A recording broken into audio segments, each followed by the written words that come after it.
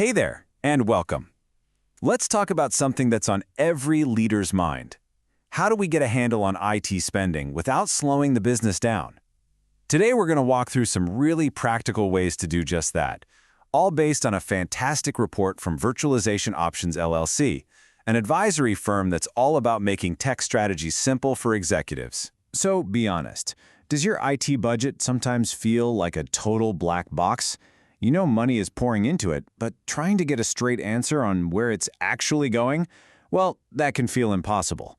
The good news is, today we're going to pry that box open and show you exactly what's inside and where you can find some real savings. All right, so here's our game plan. We're going to tackle this in 4 key areas. First, we'll dig into your software and services. Then we'll look at your physical hardware. After that, we'll rethink people and processes. And finally, we'll talk about mastering your contracts and vendors. Simple, right? Let's dive in. Okay, first up, software and services. This is such a huge one because in our world of digital subscriptions, costs can creep up on you without you even noticing. You know, one of the biggest money pits is something called shelfware. It's all that software you're paying for that nobody's actually using. Finding it is pretty straightforward. First, you've got to run regular audits. Second, look at the data, who's logging in and who isn't. And third, and this might be the most important, just go talk to your people. Ask them what they really use and need to do their jobs. Now, once you know what software you actually need, you've got choices. You can go the commercial route, which gets you dedicated support. But don't sleep on open source software. It can be a total game changer. We're talking 0 licensing fees for incredibly powerful and customizable tools, especially for things like databases. It's a trade-off, for sure, but it's a trade-off that could save you a ton of money. And while we're talking software, let's talk about the cloud. You might have services all over the place. Consolidating them isn't just about cutting out a few redundant subscriptions. The real win here is strategic. It makes managing your data way simpler, and it dramatically improves your security because you have one single platform to defend. All right, let's move from the digital realm to the physical one. We're talking about your actual hardware. The servers, the racks, the stuff you can actually touch.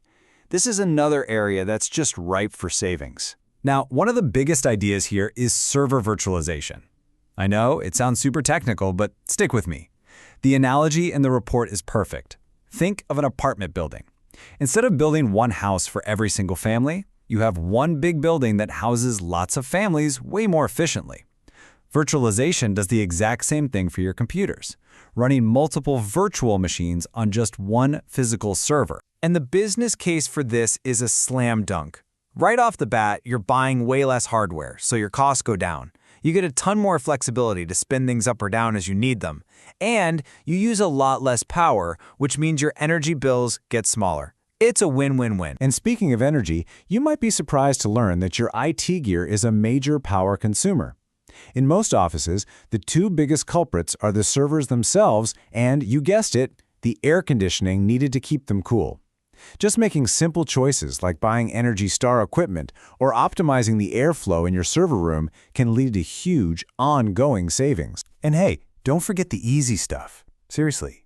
It might sound almost trivial, but a simple policy for double-sided printing, or better yet, a push to go digital first, can slash your paper and printer supply costs.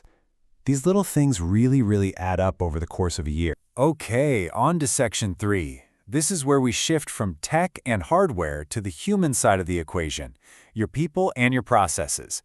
Because changing how your team works can unlock some of the biggest savings of all. A big question every leader has to grapple with is what to keep in-house and what to outsource. Sure, your own IT team knows your company inside and out, but outsourcing things like your help desk can lower your costs, give you access to specialized skills you might not have, and, this is the key, it frees up your best people to focus on more strategic work that actually grows the business. And here's another way to free up your team: automation. This isn't about replacing people, no way. This is about giving your team superpowers. By automating all those repetitive, boring tasks, think system backups, software updates, you're letting your sharpest minds focus on the big picture. Plus, it makes things faster and more accurate. You can also rethink who even owns the hardware. Have you considered a bring-your-own-device or BYOD policy? The cost savings are obvious. You're buying less equipment. But there's a killer side benefit. As the report notes, your people are often way more productive and comfortable using the phones and laptops they already know and love. All right, let's bring it home with our fourth and final section, mastering your contracts and vendors. It's time to stop thinking of them as just suppliers and start seeing them as partners in your mission to be more efficient. To make that happen, you need a playbook. And it's a simple one. Step 1, dust off those contracts and review every single service level agreement. Know exactly what you're paying for. Step 2, use that knowledge to go back and negotiate better terms. Ask for volume discounts. Step 3, look for any overlapping services across vendors that you can bundle into a single, better contract. And remember, this isn't just about the new stuff you're buying. You can get so much more juice out of the hardware you already own. Take the time to assess its health, set up a real maintenance schedule, and even look at refurbishing older gear. Every year you can extend a server's life is a year you don't have to spend a ton of money replacing. So, to wrap it all up, let's do a quick-fire recap.